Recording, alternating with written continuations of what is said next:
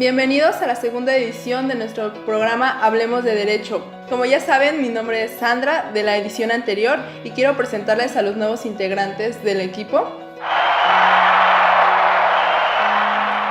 Hola, ¿qué tal? Mi nombre es Mónica, mucho gusto. Hola, ¿qué tal? Mi nombre es Alicia, mucho gusto. Yo me presento como Kevin. Y yo soy Marifer. El tema de este primer capítulo de esta edición es Generalidades del Derecho Mercantil y hablaremos acerca de los conceptos y evolución histórica, actos de comercio, los elementos, clasificación, efectos, de los sujetos del derecho mercantil, de las personas físicas y personas morales, derechos y obligaciones de los sujetos, así como la capacidad e incompatibilidades y prohibiciones. Y como tema extra también hablaremos acerca del comercio electrónico, así que comencemos. Bueno, el derecho mercantil es una rama del derecho privado, cuyo contenido de norma jurídica, las relaciones entre los comerciantes y los actos que surgen de la actividad económica. Es un ordenamiento privado del empresario de los estatutos, así como de las actividades externas que realiza por medio de su empresa. Pero no todo el derecho del comercio es un derecho mercantil, ni todo derecho mercantil es un derecho para el comercio. Para entender esto, es necesario estudiar el sistema de los actos del comercio. En otras palabras, el derecho mercantil vela por el correcto desenvolvimiento de la actividad económica y establece el marco de intervención de los poderes públicos en caso de que fuera necesario, como en el caso de la protección a los consumidores. El sistema financiero en particular se encuentra fuertemente vigilado, dadas las enormes sumas de dinero que moviliza. Así, esta rama del derecho tiene que ver con las relaciones entre distintas empresas, entre ellas y su clientela, entre vendedores y compradores, e incluso con los mecanismos para fundar una empresa o abrir un comercio. Como un dato interesante es que en Tehuacán no existe la Profeco. De la misma manera, no existen juzgados mercantiles y para realizar un juicio se deben llevar a cabo en los juzgados civiles. El derecho mercantil es un derecho privado, porque como vimos en ediciones pasadas, el derecho privado solo compete a los particulares, por lo cual, si el gobierno quiere hacer un hecho mercantil, pasará a convertirse en institución privada, para ponerse al nivel de los otros. También podemos tomar como otra definición del derecho mercantil que tome en cuenta que como un conjunto de normas que regulan la conducta humana, el derecho puede ser público si se puede encaminar a regular.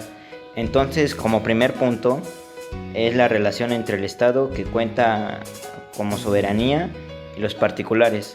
En el segundo punto podemos tomar las relaciones entre el Estado soberano, que son los países, y por último las relaciones entre entidades estatales de diferente nivel, la federación con los estados que la integran, los estados y los municipios. Tomando en cuenta ya todas estas definiciones acerca de lo que es el derecho mercantil, supongo que es prudente hablar ahora acerca de las características que engloba el derecho mercantil, ya que se considera del siguiente modo, que es un derecho profesional, es decir, que atañe al oficio específico de un sector profesional, ya sea el comercial o el empresarial, que es individualista, pues no suele considerar las transacciones en que intervienen los poderes públicos, sino que se centra en el derecho privado, que es justamente lo que había comentado nuestra compañera. Bueno, también otra de sus características es que es consuetudinario, ya que se basa en la tradición comercial de los países. La palabra consuetudinario, como lo vimos en ediciones pasadas, es que se va haciendo del diario, por lo cual se vuelve algo constante. Asimismo, el derecho mercantil es progresivo, pues se actualiza conforme cambian las condiciones del ejercicio comercial. Por ejemplo, este año se han derogado muchísimos artículos dentro del Código de Comercio. Bueno, aparte de eso, podemos decir que el derecho mercantil es global o internacionalizado, dado que supera las fronteras nacionales y regula también las transacciones comerciales internacionales entre particulares o empresas transnacionales. El derecho mercantil se desarrolla primordialmente a partir de tres fuentes. La primera es la ley, dado que el derecho mercantil es también una forma de derecho positivo, posee una normativa escrita y publicada de los códigos y condiciones que constituyen la ley mercantil. De haber lagunas en ellos, regirá el derecho común en su lugar. El segundo es la costumbre, ya que el comercio es muy anterior al surgimiento de esta rama del derecho. Ella es heredada de tradiciones y usanzas comerciales específicas de su comunidad o región. Y por último tenemos la jurisprudencia. Los distintos organismos mercantiles nacionales e internacionales interpretan la ley para zanjar disputas y crean así un corpus de decisiones históricas que sirve de base para futuras leyes y decisiones. El nacimiento del derecho mercantil no podemos situarlo en una época concreta, porque es un derecho que se va desarrollando paulatinamente. Aunque como dato interesante, los vestigios más antiguos de este se encuentran en China. Aunque nosotros tomamos en cuenta que en la época romana comienza un florecimiento del comercio y las principales operaciones consistían en la compra-venta de mercadería o de bienes para su reventa, pero no existe un ordenamiento particular jurídico mercantil, solo existía el derecho común. Con la caída del Imperio Romano se produjo un empobrecimiento de las economías, mayormente provocados por las guerras e invasiones. Paulatinamente aparece el sistema feudal, siendo la agricultura el centro y el comercio se desarrolla. Un poco más tarde surge la ciudad como organización social, se produce un crecimiento demográfico, aumenta la producción y todo ello favorece la expansión del comercio.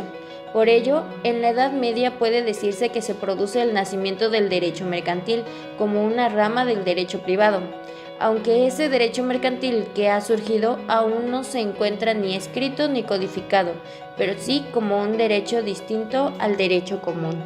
El comercio comienza a desarrollarse en las ferias y mercados, que son reuniones públicas de vendedores normalmente ambulantes.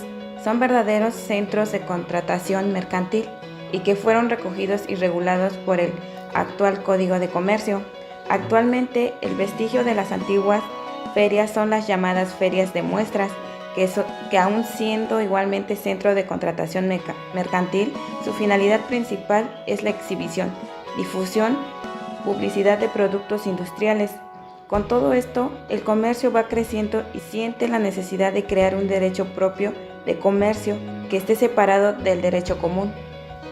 En esta misma línea, los comerciantes de aquella época comenzaron por agruparse en gremios o corporaciones para una mejor defensa de sus intereses, y puesto que no existía un derecho por el que se regulase, comenzaron a regirse en un principio por usos y prácticas mercantiles establecidas por ellos mismos, y que en un principio fueron verbales y más tarde escritas y recogidas en estatutos. Como dato interesante, a su vez también crearon los tribunales mercaderes. Con todo esto surgen las primeras colecciones de normas mercantiles, que dieron origen al derecho mercantil, configurándolo como un derecho autónomo y separado del derecho civil, como un derecho consuetudinario que fue creado, aplicado e interpretado por los mercaderes. Un ejemplo de estas colecciones como más importantes son los libros del Consulado del Mar. Más tarde de todo esto es que aparece el capitalismo industrial y financiero. La revolución industrial transforma la economía. La industria tiene a acumular grandes masas de capital para conseguir sus fines. Políticamente se implantan las monarquías absolutas para fomentar la unidad política, y en este momento los monarcas comienzan a dictar normas y leyes que regulan el comercio. Aparece pues la época de la codificación en el siglo XIX, dictándose en Francia en 1807, el primer código de comercio que sirve de modelo al resto de los países, de los cuales incluso sigue siendo parte el nuestro, ya que no ha seguido otro guión de derecho mercantil aparte de este código de 1807 en Francia. Ya pasando de lado a la historia y hablando sobre los actos de comercio, hemos dicho que el derecho mercantil es, frente al civil, un derecho especial, porque del conjunto de las relaciones privadas regula particularmente aquellas que constituyen la materia mercantil. Todo esto nos lleva a la supletoriedad de la ley. Esto nos conduce al problema de la delimitación de la materia comercial y más concretamente a la determinación del contenido del derecho mercantil mexicano. El Código de Comercio, en su artículo 1, establece que sus disposiciones son aplicables solo en los actos comerciantes. De aquí pudiéramos depreciarse en forma absoluta el contenido de nuestro derecho mercantil. Lo constituyen los actos de comercio. En efecto, el Código de Comercio contiene normas no solamente aplicables a los actos de comercio, sino, además, a los comerciantes en el ejercicio de su peculiaridad actividad. Por lo tanto, el contenido de nuestro derecho mercantil está constituido por un conjunto de normas reguladoras de los actos de comercio y los comerciantes y su actividad profesional. Y de esta consideración deriva el derecho mercantil. Ya con esto terminamos de hablar acerca de lo que es su concepto y sus características. Daremos paso a lo que son los elementos del derecho mercantil. Esto se entiende como la voluntad manifiesta de un mínimo de dos individuos para aceptar y reconocer obligaciones. Si se habla de un contrato, el consentimiento y la conformidad que las partes involucradas expresan en su relación a sus contenidos. Pero también recordemos que para presentar un consentimiento y que éste sea válido, tenemos que presentar los siguientes requisitos. El primero, que es necesario tener suficiente capacidad de obrar. En general, se puede decir que no pueden prestar su consentimiento a los menores de edad o incapacitados. Sin embargo, pueden darse el caso de que la incapacidad de prestar consentimiento solo abarque a una serie de actos jurídicos y no a otros. Y así como también existe el consentimiento, también no puede ser válido. Esto sucede cuando se ha emitido bajo la influencia de alguno de los posibles vicios del consentimiento, y estos son: el primero, que es error. Esto se da cuando se comete un error grave en la apreciación de los hechos, de forma que sin que se hubiera producido ese error no se hubiera producido el consentimiento. El segundo, que es violencia u intimidación. Esto se da cuando se arranca el consentimiento mediante el empleo de la fuerza o la intimidación. El tercero, que es el dolo. Esto es cuando la contraparte ha inducido error al contrato con el fin de arrancar el consentimiento. También otro elemento del derecho mercantil es la forma del contrato. Este se otorga con el notario con una escritura pública e inscripción de la sociedad en el registro de comercio. También no olvidemos que los contratos mercantiles son celebrados por comerciantes y por aquellas personas que no sean consideradas en derecho como comerciantes, pero que al realizar una operación de comercio quedan sujetas a las leyes mercantiles. En derecho se consideran comerciantes a las personas físicas y morales con capacidad para contratar y obligarse que hacen del comercio su profesión habitual y a quienes las leyes no le prohíben expresamente la profesión de comercio. También las sociedades constituidas conforme las leyes mercantiles y las sociedades extranjeras, sus agencias y sucursales que ejercen actos de comercio en México. Y así es como concluimos esta parte de los elementos del derecho mercantil, sin antes mencionarles que los contratos mercantiles se encuentran regulados por el Código de Comercio y demás leyes mercantiles. También, de acuerdo con el Código de Comercio, a los actos mercantiles les serán aplicables las disposiciones del derecho civil respecto a la capacidad de los contratantes, excepciones y causas que resciden o invalidan los contratos. Ahora hablaremos de la clasificación del derecho mercantil. Recordemos que el derecho mercantil se basa en una serie de clasificaciones, las cuales nos ayudan a entender y a comprender cuando una persona está ejerciendo el derecho mercantil. Su clasificación es la siguiente. La primera, las individuales, que son las mismas personas naturales capaces de adquirir derechos y obligaciones. La segunda, que son las sociales, que son las personas jurídicas, y estas son capaces de adquirir derechos y obligaciones, en las cuales se encuentran las sociedades mercantiles o comerciantes. También se encuentran las públicas, y es cuando la propiedad y el control de la empresa le pertenecen al Estado. Al igual, considero que es importante mencionarles que existen las clasificaciones mixtas, pequeñas, medianas y grandes. Y bueno, así es como concluimos esta parte de la clasificación del derecho mercantil, sin antes mencionarles que el artículo 14 del Código de Comercio nos indica que los pueden ejercer el derecho mercantil son funcionarios de entidades oficiales y las personas que por ley o sentencia judicial se le haya ejercido de cualquier actividad comercial. continuación explicaremos sobre los efectos de los actos de comercio. Son efectos de comercio las obligaciones o promesas que por escrito se hacen los comerciantes entre sí de pagar cierta suma de dinero en un plazo determinado, los cuales pueden basarse en endoso de unas a otras personas. Es decir, que al realizar un acto de comercio se crean, modifiquen, transmitan, declaren o exijan derechos y obligaciones entre los comerciantes, por lo que se producirá obligaciones de dar, hacer, no hacer y en algunos casos la declaración de un derecho. Enseguida veremos en qué consiste cada uno de ellos. La obligación de dar en este caso sería la transmisión del objeto, donde el deudor tiene la obligación de entregar el bien al acreedor. Mientras que la obligación de hacer menciona que el deudor debe cumplir personalmente con su obligación, ya que aquí lo primordial es la calidad personal del deudor para hacer una cosa, por ejemplo, la prestación de servicios en transporte público. En la obligación de no hacer consiste en que el deudor siga las reglas del acuerdo que establecieron en las cláusulas del contrato. Después de analizar los efectos de los actos de comercio, continuaremos con los sujetos del derecho mercantil. Se dice que son sujetos de derecho mercantil los comerciantes y todo aquello que accidentalmente realicen operaciones de comercio, aunque no tenga un establecimiento fijo, por lo que ésta se hace una figura principal del derecho mercantil. A continuación definiremos el concepto de comerciante.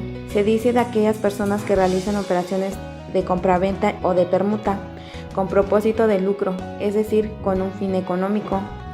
El artículo 75, fracción 20 y 21 del Código de Comercio menciona que son actos de comercio los valores u otros títulos a la orden del portador y las obligaciones de comerciantes, a no ser que se pruebe que se derivan de una causa extraña de comercio, las obligaciones entre comerciantes y banqueros, sino que de naturaleza esencialmente civil.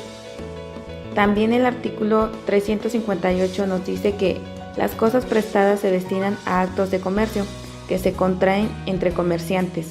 De la misma manera, el artículo 576 del Código Civil de Comercio explica que todo contrato de transporte por vías terrestres o fluviales de todo género se reputará mercantil cuando tenga un objeto, mercaderías o cualesquiera efectos de comercio.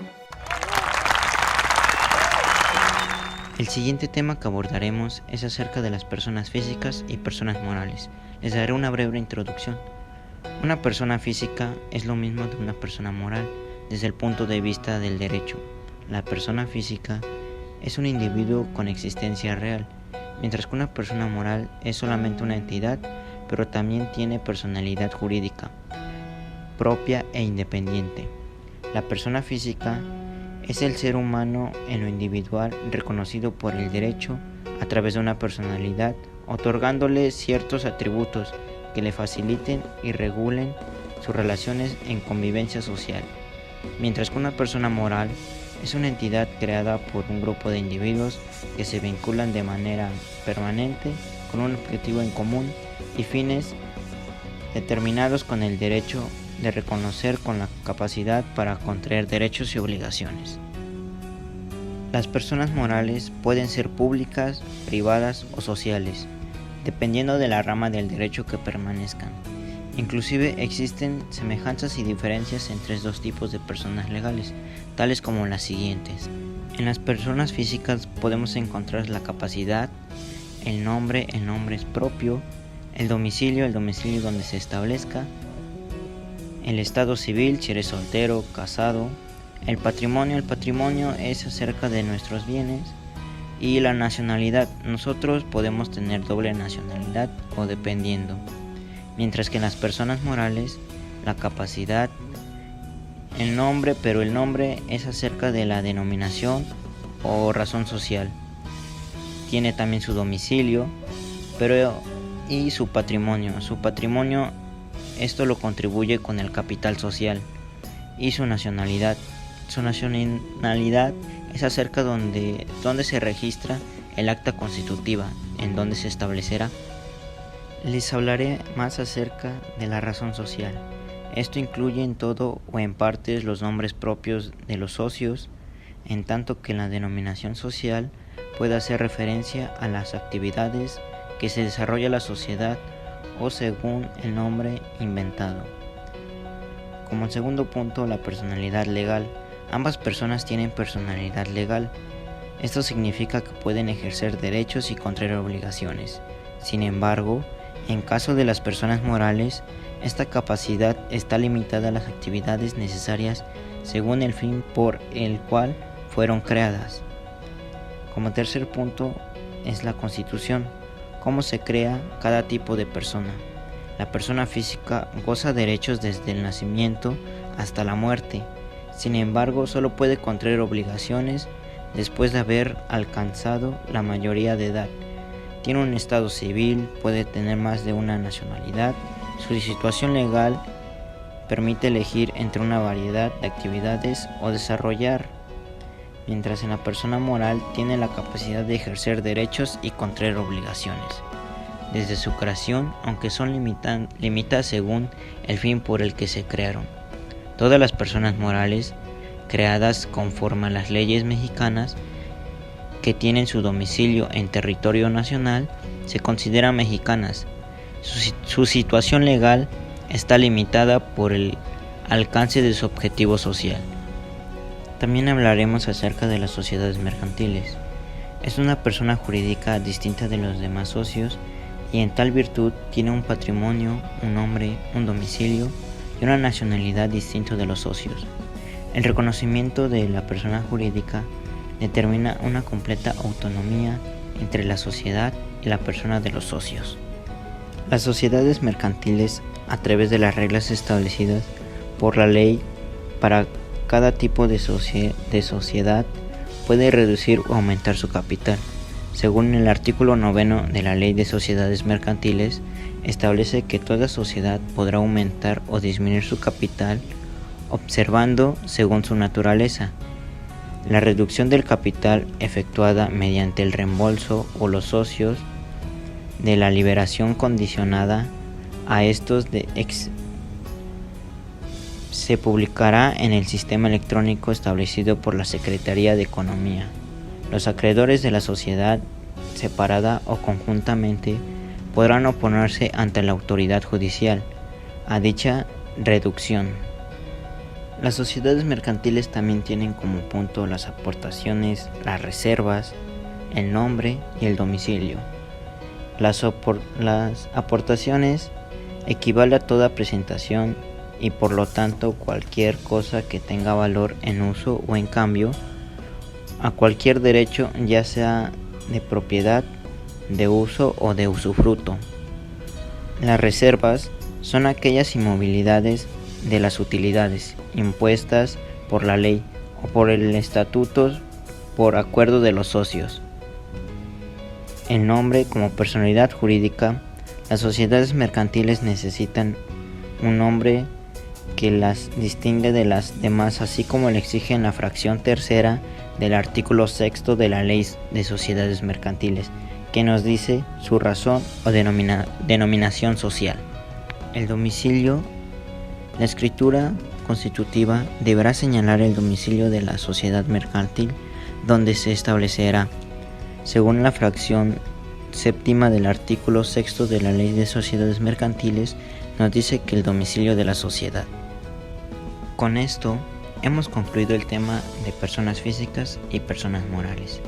A continuación, trataremos el tema de derecho y obligaciones de los sujetos.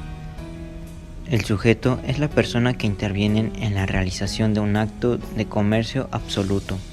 Existen dos clases de comerciantes.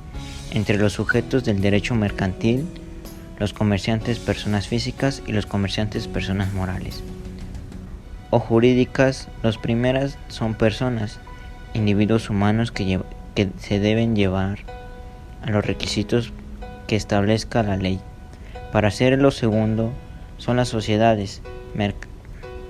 Existen dos clases de comerciantes entre los sujetos del derecho mercantil: los comerciantes personas físicas y los comerciantes personas morales o jurídicas. Las personas físicas son personas, individuos humanos que deben llenar los requisitos establecidos por la ley. Las personas morales son las sociedades mercantiles que siempre son comerciantes y constituyen en la forma que establece la ley de sociedades mercantiles. Según el título segundo de las obligaciones comunes a todos los que profesan el comercio del artículo 16, todos los comerciantes por el hecho de serlos están obligados: 1. Se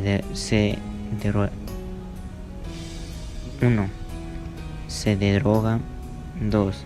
A la inscripción del registro público de comercio de los documentos cuyo temor y autenticidad deben hacerse notarios. 3. Aumentar su sistema de contabilidad conforme al artículo 33 de esta ley. A la conservación de la correspondencia que tengan relaciones con el giro del comerciante.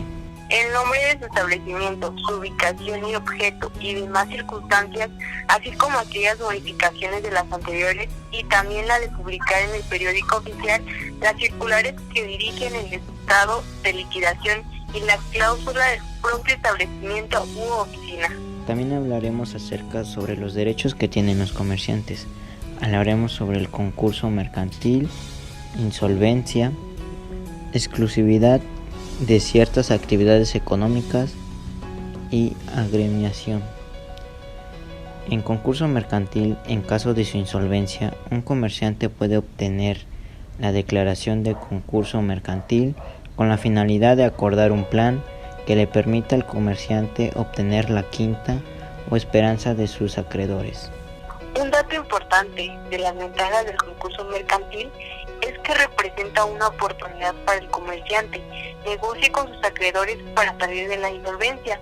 Fuera del concurso mercantil, el deudor insolvente debe liquidar sus bienes para repartir el valor obtenido entre sus acreedores. Como segundo punto es la insolvencia.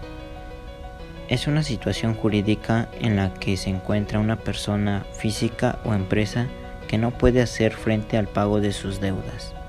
En tercer punto es la exclusividad en ciertas actividades económicas. Para poder realizar determinadas actividades, particularmente de carácter financiero, es necesario tener la capacidad del comerciante, como es el caso de las instituciones de seguros, las instituciones de finanzas, etc. Y por último es la gremiación. Los comerciantes pueden agremirse a través de sus defensas de sus intereses. Los gremios de comerciantes es posible defender la actividad comercial nacional frente a prácticas desleales de productores extranjeros. Pasando al siguiente tema, hablemos de la capacidad, que como ya bien lo sabemos, es la aptitud de una persona para adquirir derechos y contraer obligaciones. Según el artículo 3 de la Agenda Mercantil, nos dice que se reputan en derecho comerciantes que 1. Las personas que, teniendo capacidad legal para ejercer el comercio, hacen de él su ocupación ordinaria. Esto se entiende que son comerciantes las personas que viven de esto, o sea, que día a día trabajan en el comercio para generar ingresos para vivir dignamente. Anteriormente hablábamos del derecho civil y nos basábamos en el Código Civil Federal, que de igual modo tiene su concepto de capacidad y lo encontramos desde el artículo 22 al 28, dado que nos explica la capacidad tanto de las personas físicas como de las personas morales. La capacidad de derecho es un atributo de la personalidad jurídica y en la actualidad no se conoce a ninguna persona que carezca absolutamente de ella. Pero si hablamos del pasado, un claro ejemplo de que no todas las personas tenían capacidad son los esclavos, que como ya bien todos sabemos, dependían del jefe y no tenían derechos. Un punto que podemos destacar es la capacidad es única e indivisible y se requiere una cierta madurez para poder ejercer. Quienes aún no tienen esa madurez pueden ejercer su capacidad a través de los representantes. La madurez se obtiene con la emancipación, con la mayoría de edad o con la edad requerida por la ley y la salud. Así es, compañero. Recordemos que existe la capacidad de goce y ejercicio. La primera es la aptitud de una persona física para poder contraer derechos y obligaciones que se adquieren desde antes de ser concebidos. Se refiere a que el ser humano, con independencia de sí cuente o no con alguna discapacidad mental, puede ser titular de derechos y obligaciones por el simple hecho de ser humano.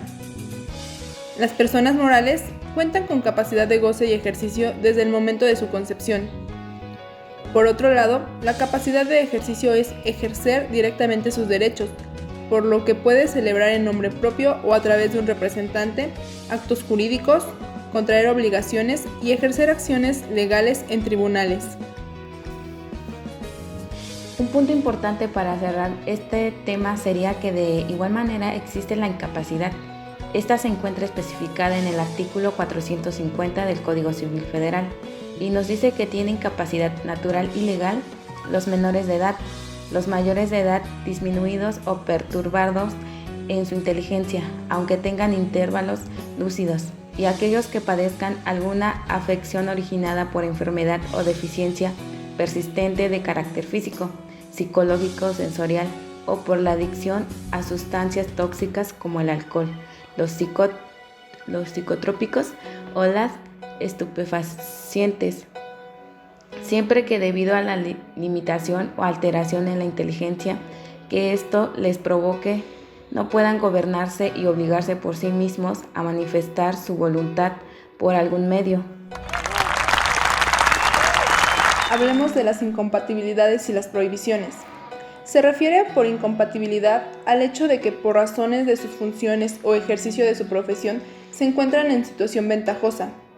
Esto quiere decir que en algunas ocasiones las conveniencias sociales indican que es prudente prohibirles a determinadas personas el acto de comercialización.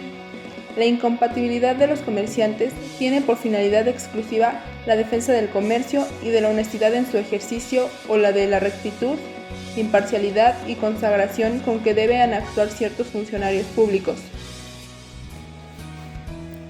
Según en el artículo 12 del Código de Comercio, nos dice que no pueden ejercer comercio 1. Los corredores, 2. Los quebrados que no hayan sido rehabilitados, 3.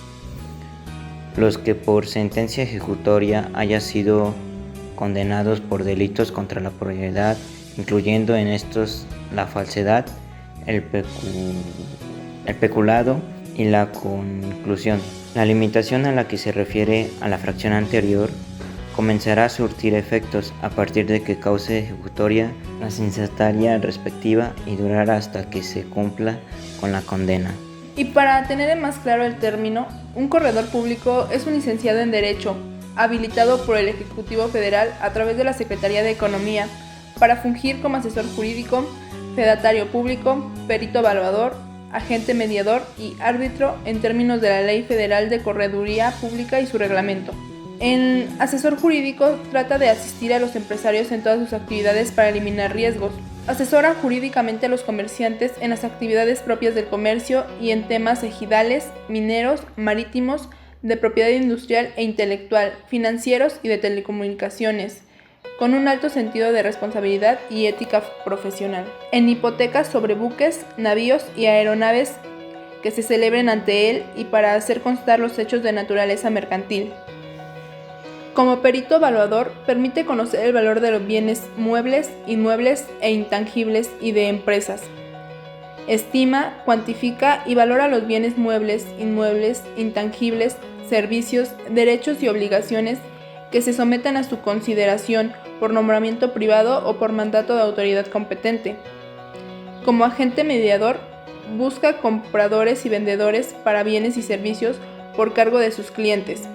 Transmite e intercambia propuestas entre dos o más partes y asesora a la celebración o ajuste de cualquier contrato o convenio de naturaleza mercantil. Y como árbitro, da solución a las controversias entre empresarios y entre proveedores y consumidores, de manera particular como lo hace un juez jurisdiccional. Para aclarar un poco el tema, comentemos sobre el significado de los delitos anteriormente mencionados. La falsedad, que es cualquiera de las mutaciones u ocultaciones de la verdad, tanto de las castigadas como delito como las que causen nulidad. La falsedad, que es cualquiera de las mutaciones u ocultaciones de la verdad, tanto las castigadas como delito como las que causen nulidad de los actos según la ley civil. Este conjunto de delitos se encuentra estipulado en los artículos 386 al 403 del Código Penal. Al hablar de esto nos referimos al falseamiento de la realidad relacionado con las monedas y timbrados, los documentos, el estado civil, las funciones públicas y el intrusismo. Ahora bien, el peculado es la malversación de caudales públicos o la apropiación indebida de bienes pertenecientes al Estado por parte de las personas que se encargan de su administración o custodia. Aquí existe el sujeto, el bien jurídico protegido, objetos, peculado propio e impropio y la consumación tentativa. En el sujeto existente, el activo y el pasivo, el primero debe ser el servidor público, atendiendo la definición dada por el Código. El pasivo es el Estado y las personas que hubieran sido afectadas por la falta correcta de administración y presentación de servicios por parte de sus servidores. El bien jurídico protegido constituye el interés o intereses o bienes que se buscan proteger a través de la norma penal. Existe el objeto material y el objeto jurídico. El objeto material está constituido por el término bienes. El objeto jurídico protege la integridad del patrimonio público, correcta administración y el deber de fidelidad y lealtad del servidor público. Bueno, acerca del peculado propio e impropio, es que el propio es la apropiación de cosa pública cometida por una persona investida de un oficio público, a la cual en razón de él le había sido entregada la cosa apropiada, con la obligación de conservarla y restituirla. Y el impropio consiste en apropiarse y utilizar caudales o efectos de propiedad del Estado y que la gente posee en razón de su cargo. El cohecho es un delito contra la administración, que consiste en que una autoridad o funcionario público acepte o solicite un pago a cambio de realizar u omitir un acto. Así es, compañera. Y este se origina por la falta de ética, profesionalismo y valores. Y un claro ejemplo de esto es cuando vamos en carretera y un tránsito te detiene por X razón y la persona que conduce no lleva ni licencia de conducir ni el tarjetón, y para evitar la multa prefieren dar cierta cantidad de dinero. Es lo que llamamos la famosísima mordida. Por último, tenemos la concusión, que se trata de la acción de exigir impuestos, multas o prestaciones que lleva a cabo un funcionario público en provecho propio. Sí, bueno, aquí muchas veces se escuchan comentarios o hasta algún familiar o amigo que en alguna ocasión necesitaba un documento y que la persona encargada de brindarlo le dice que le dé la famosa mochada para que el trámite sea más fácil. Para este primer capítulo de la segunda temporada de Hablemos de Derecho, tenemos un tema especial adicional a lo que ya hemos platicado, y es el del comercio electrónico. Así que comencemos. El comercio electrónico puede ser definido en múltiples formas, dependiendo del autor o la fuente. Pero nosotros, tomando como base el artículo 89 del Código de Comercio, diremos que el comercio electrónico se constituye cuando en los actos de comercio y en la formación de los mismos se emplean medios electrónicos, ópticos o de cualquier otra tecnología. De forma general, tenemos que leyes de regulación federal, a la Ley Federal de Telecomunicaciones, la Ley Federal de Protección al Consumidor, el Código de Comercio, el Código Civil Federal, el Código Fiscal de la Federación, la Ley Federal del Derecho de Autor y la Ley de la Propiedad Industrial. Mencionamos estos ordenamientos jurídicos advirtiendo que se hace de manera general, ya que, por ejemplo, la Ley Federal del Derecho de Autor regula la protección en el contenido de una página de Internet desde el momento en que se plasma su contenido y se hace mención de estar protegidos los derechos de autor. La Ley de la Propiedad Industrial regula lo concerniente a las marcas y signos distintivos de los nombres de dominio u otras figuras que se protejan, y la Ley Federal de Protección al Consumidor rige los contenidos y ofrecimientos de promociones y ofertas realizados por medios electrónicos. Sin embargo, es el Código de Comercio y el Código Civil, en la supletoriedad de la ley, los que rigen las operaciones comerciales e intercambio de datos e información que por medios electrónicos se lleve a cabo y las formas de expresar el consentimiento respectivamente, razón por la cual nos centraremos en estas leyes. Los órganos reguladores relacionados pueden ser la Procuraduría Federal del Consumidor, el Instituto Mexicano de la Propiedad Industrial y la Secretaría de Economía. Tampoco se puede dejar de mencionar la importancia de las reformas al Código Fiscal de la Federación, en lo que concierne a la emisión de comprobantes fiscales digitales, la emisión de facturas electrónicas y el uso de la firma electrónica avanzada. Todo lo anterior para cuestiones meramente tributarias. Si nos remitimos al artículo 75 del Código de Comercio, se enlistan los actos que la ley reputa como actos de comercio. Podemos concluir que estos actos pueden ser reflejados siempre en contratos o convenios, que por su propia naturaleza se entiende que no son mercantiles o que sí lo son, como ya lo mencionamos anteriormente en esta misma emisión del podcast. Una vez concluido lo anterior, es importante analizar el artículo 80 del Código de Comercio, donde la letra señala: los convenios y contratos mercantiles que se celebren por correspondencia, telégrafo o mediante el uso de medios electrónicos, ópticos o de cualquier otra tecnología quedarán perfeccionados desde que se reciba la aceptación de la propuesta o las condiciones con que ésta fuere modificada.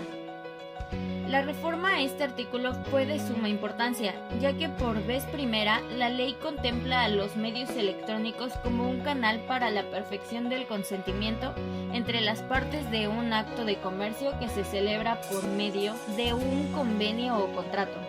Es decir, que en la constante duda sobre el perfeccionamiento de los contratos entre ausentes, que por largo tiempo se ejemplificaban con los contratos por correspondencia, ahora se amplía también el uso de medios electrónicos. Nuestra legislación, por medio del artículo antes transcrito, nos describe entonces que es necesario que exista una propuesta, convenio o contrato mercantil enviado por medios electrónicos, una aceptación a esta, y el mero recibimiento de dicha aceptación por parte del proponente es suficiente para perfeccionar el acto mercantil. Las mencionadas reformas al Código de Comercio tuvieron por objeto, entre otros, esclarecer a las partes que emiten y reciben datos por medios electrónicos, mediante la adición de un título específico para regular el comercio electrónico, los cuales se dividen en 4 capítulos. En el primer capítulo, el artículo 89 del Código de Comercio indica: las disposiciones de este título regirán a toda la República Mexicana en asuntos del orden comercial, sin perjuicio de lo impuesto en los tratados internacionales de los que México sea parte. En los actos de comercio y en la formación de los mismos podrán emplearse los medios electrónicos, ópticos o cualquier otra tecnología. El artículo 80 del Código de Comercio permite el uso de medios electrónicos como una vía para el perfeccionamiento del consentimiento, mientras que el artículo 89, citado desde el principio de este artículo, lo refuerza permitiendo el uso de medios electrónicos, ópticos o de cualquier otra tecnología en los actos de comercio. El artículo 89 indica a su vez una serie de definiciones, de las cuales tomaremos las más relevantes, que serían: destinatario: es la persona designada por el emisor para recibir el mensaje de datos, pero que no esté actuando a título de intermediario con respecto a dicho mensaje. Emisor: toda persona que al tenor del mensaje de datos haya actuado a nombre propio o en cuyo nombre se haya enviado o generado ese mensaje antes de ser archivado, si este es el caso, pero que no haya actuado a título de intermediario. Firma electrónica: son los datos en forma electrónica consignados en un mensaje de datos o adjuntados alógicamente asociados al mismo por cualquier tecnología, que son utilizados para identificar al firmante en relación con el mensaje de datos e indicar que el firmante aprueba la información contenida en el mensaje de datos y que produce los mismos efectos jurídicos que la firma autógrafa, siendo admisible como prueba en juicio. Firma electrónica avanzada o fiable: es aquella firma electrónica que cumpla con los requisitos contemplados en las fracciones 1 a 4 del artículo 97, en aquellas disposiciones que se refieran a firma digital. Se considerará a esta como una especie de la firma electrónica. Mensaje de datos: La información generada, enviada, recibida o archivada por medios electrónicos, ópticos o cualquier otra tecnología. Sistema de información. Se refiere a que se entenderá todo sistema utilizado para generar, enviar, recibir, archivar o procesar de alguna otra forma mensajes de datos. Por otro lado, el artículo 89 nos marca que no se generan efectos jurídicos, validez o fuerza obligatoria a cualquier tipo de información por la sola razón de que esté contenida en un mensaje de datos. Aquí es importante señalar que el legislador consideró práctico llamar a las partes de los actos de comercio electrónico como destinatario y emisor, que son los que definimos antes, y los mensajes de datos como la información enviada o recibida. Trasladando esto a la parte práctica, podemos concluir que en una preventa que se realizan en línea, ya sea por internet o por algún fax o algo por el estilo, como ya vimos en los medios pertenecientes, y volviéndola a usar el ejemplo de la compra de un boleto de avión por internet, tendríamos que el emisor es la persona que a través de su computadora accesa al portal de internet de la aerolínea y después de un proceso de selección de vuelos envía una serie de datos, tanto personales como de su tarjeta de crédito o débito, que son el mensaje de datos, al sistema o departamento de cobro de la aerolínea, que en este caso sería el destinatario. Ahora bien, continuando con los artículos del Código de Comercio que atañen al comercio electrónico, pasamos al artículo 90, que dice que se presumirá que un mensaje de datos proviene del emisor si ha sido enviado. 1. Por el propio emisor. 2. Usando medios de identificación, tales como claves o contraseñas del emisor o por alguna persona facultada para actuar en nombre del emisor respecto a ese mensaje de datos. O 3. Por un sistema de información programada por el emisor o en su nombre para que opere automáticamente. El artículo 90, asimismo, se presume que en un mensaje de datos ha sido enviado por el emisor y por lo tanto el destinatario o la parte que confía, en su caso, podrá actuar en consecuencia cuando 1. Haya aplicado en forma adecuada el procedimiento acordado previamente con el emisor, con el fin de establecer que el mensaje de datos provenía efectivamente de este, o 2. El mensaje de datos que reciba el destinatario o la parte que confía resulte de los actos de un intermediario que le haya dado acceso a algún método utilizado por el emisor para identificar un mensaje de datos como propio. Estas disposiciones del artículo 90 no se aplicarán si 1. A partir del momento en que el destinatario o la parte que confía haya sido informado por el emisor de que el mensaje de datos no provenía de este y haya dispuesto de un plazo razonable para actuar en consecuencia. O 2. A partir del momento en que el destinatario o la parte que confía tenga conocimiento o debiere tenerlo de haber actuado con la debida diligencia o aplicado a algún método convenido, que el mensaje de datos no provenía del emisor, salvo prueba en lo contrario y sin prejuicio del uso de cualquier otro método de verificación de la identidad del emisor, se presumirá que se actuó con la debida diligencia si el método que usó el destinatario o la parte que confía cumple con los requisitos establecidos en este código para la verificación de la fiabilidad de las firmas electrónicas. Siguiendo con los artículos, el artículo 91 nos dice que salvo pacto en contrario entre el emisor y el destinatario, el momento de recepción de un mensaje de datos se determinará como sigue. 1. Si el destinatario ha designado un sistema de información para la recepción de mensajes de datos, esta tendrá lugar en el momento en que ingrese en dicho sistema de información. 2. De enviarse el mensaje de datos a un sistema de información del destinatario que no sea el sistema de información designado o no haber un sistema de información designado en el momento en el que el destinatario recupere el mensaje de datos. O 3. Si el destinatario no ha designado un sistema de información, la recepción tendrá lugar cuando el mensaje de datos ingrese a un sistema de información del destinatario. Lo dispuesto en este artículo será aplicable aun cuando el sistema de información esté ubicado en un lugar distinto de donde se tenga por recibido el mensaje de datos conforme al artículo 94. Continuando con lo que nos dice el artículo 91, dice que salvo pacto en contrario entre el emisor y el destinatario, el mensaje de datos se tendrá por expedido cuando ingrese en un sistema de información que no esté bajo el control del emisor o del intermediario. Nuestro sistema legal se basa en el derecho escrito, en la letra de la ley y en los documentos que soportan los actos jurídicos. Incluso nuestra cultura e idiosincrasia es demandante de documentos y pruebas. Por lo tanto, no es sorpresa que el legislador, dentro de las reformas antes señaladas, haya incluido el siguiente artículo concerniente a los acuses de recibo, y me refiero al artículo 92. En lo referente a acuse de recibo de mensajes de datos, se estará a lo siguiente. 1.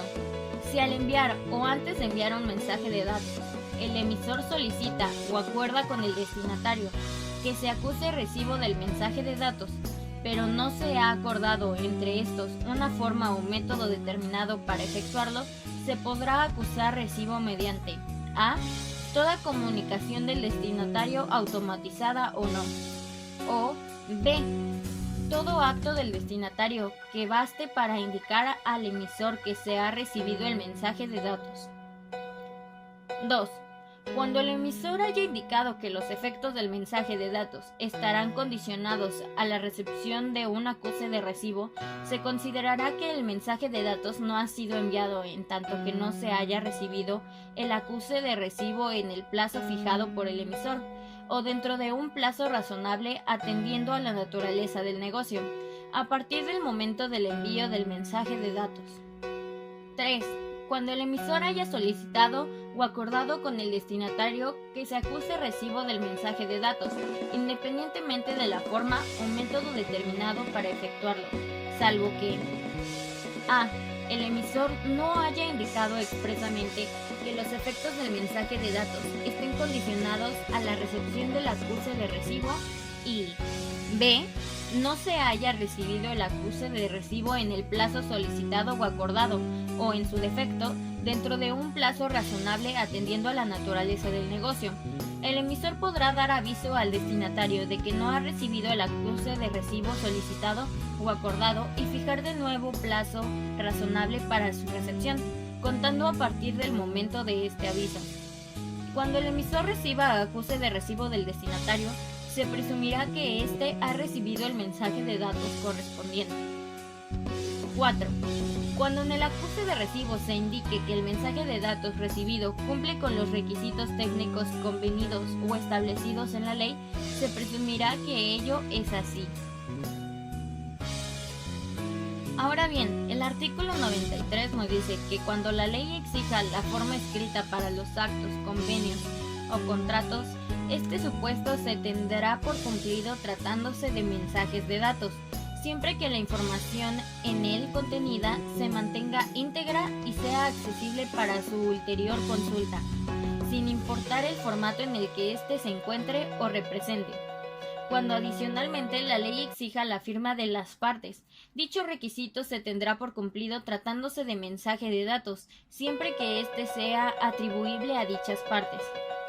En los casos en que la ley establezca como requisito que un acto jurídico deba otorgarse en instrumentos ante federatorio público, este y las partes obligadas podrán, a través de mensajes de datos, expresar los términos exactos en que las partes han decidido obligarse, en cuyo caso el fedatario público deberá hacer constar en el propio instrumento los elementos a través de los cuales se atribuyen dichos mensajes a las partes y conservar bajo su resguardo una versión íntegra de los mismos para su ulterior consulta, otorgando dicho instrumento de conformidad con la legislación aplicable que lo rige.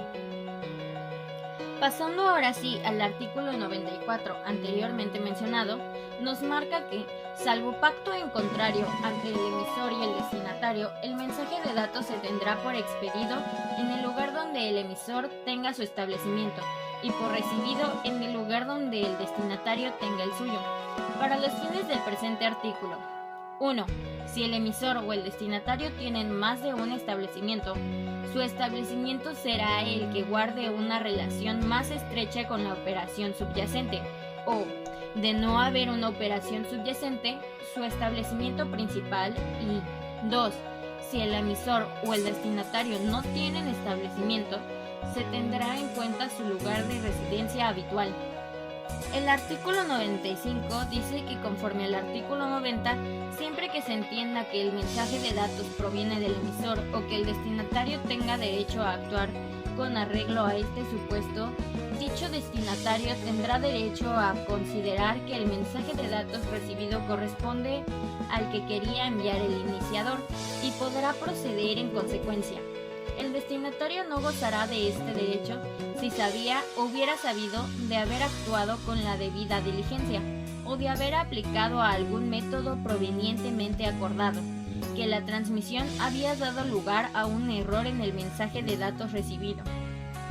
Se presume que cada mensaje de datos recibido es un mensaje de datos diferentes, salvo que el destinatario sepa o debiera saber de haber actuado con debida diligencia o de haber aplicado algún método previamente acordado, que el nuevo mensaje de datos era un duplicado.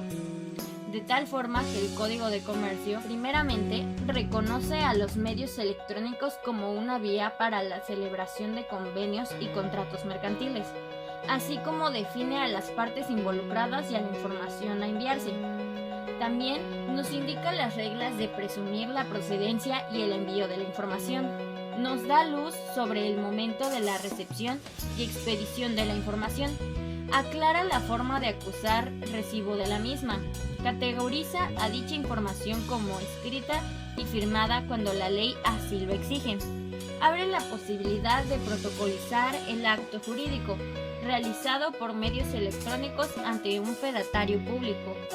Señala cómo cumplir con presentar y conservar la información en su forma original y marca cómo se determina cuál es el lugar de expedición de la información, como se señaló anteriormente en el Código Civil Federal, que también sufrió de reformas al respecto. Contempla ahora el otorgamiento del consentimiento por medios electrónicos. Y hablando del consentimiento, nos remite al artículo 1803 del mismo código.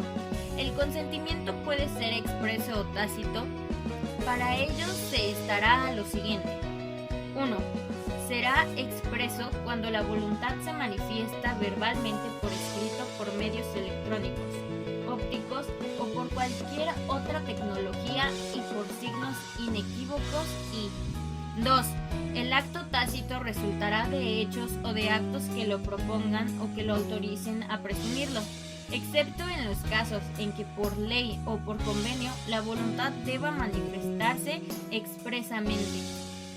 Ahora bien, así es como concluimos los temas del día de hoy, pasando así a nuestras conclusiones. Hablar acerca de las generalidades del derecho mercantil nos da apenas una breve idea de lo que trata este derecho, y es que se convierte en una rama del derecho muy importante, ya que en algún momento a todos nos convendría saber acerca de este, ya que somos consumidores activos. Hemos aprendido y reafirmado que el derecho mercantil es un derecho privado, ya que vela por los intereses de los particulares, quienes son los sujetos del derecho. Aunque si nos preguntábamos acerca de lo que sucede cuando el gobierno también forma parte de un acto del derecho mercantil contra un particular, y si es, en ese caso, el gobierno, tiene más derechos sobre este contrato, pues aquí hemos descubierto que en esos casos el gobierno también se comporta como un particular. Es interesante descubrir cómo el derecho mercantil resguarda los derechos y obligaciones de todos aquellos que se involucran en actos de comercio, aunque realmente aún le falta muchísimo a nuestro Código de Comercio para ser realmente fiable, puesto que en este primer capítulo de la segunda edición del podcast nos dimos cuenta de que hay muchas irregularidades, incongruencias y demás respecto de algunos conceptos, como por ejemplo el de qué es el comercio, que viene estipulado en el artículo 75, en el que nos marca cuáles son los actos del comercio, pero sin en cambio al final de este nos dice que la naturaleza comercial del acto será fijada por arbitrio judicial, lo cual nos quiere decir que la definición de un acto de comercio será establecida al momento por un juez respecto a su propia percepción del acto. por lo cual, aunque venga estipulado el acto como acto de comercio, solo será realmente si el juez así lo declara. También hemos caído en cuenta de lo incompleto que se encuentra el Código de Comercio, ya que es prácticamente dependiente del Código Civil Federal. Otra parte importante que vimos fue el comercio electrónico, el cual actualmente se hace cada vez más común y por ello es más importante empezar a conocer en el marco jurídico que le atañe y en el cual podemos resguardarnos en caso de ser necesario. Correcto. A veces simplemente ni siquiera nos damos cuenta de qué manera nos afecta el simple hecho de comprar o vender algo, ya sea en una tienda o simplemente dando clic en alguna página de internet de compraventas. Mas sin en cambio, esperamos que así como a nosotros, este podcast los ayude a recordar que siempre estamos formando parte del derecho y tenemos leyes que nos sirven para respaldarnos y como guía en el ejercicio de la ley en todos los actos que realizamos cotidianamente. Ahora sí, eso es todo. Gracias por su atención y hasta pronto.